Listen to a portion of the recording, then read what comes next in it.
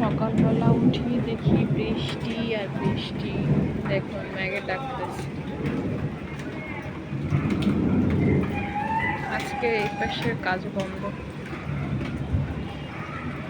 মা, আমার গাছের পাতা হলুদ হয়ে গেছে কেন?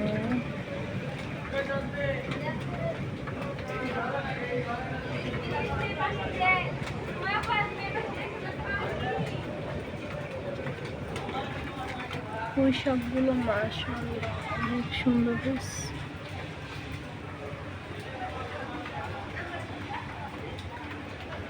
ধনিয়া পাতা আর এই পাশে অ্যালোভেরা গাছে পানি জমে গেছে।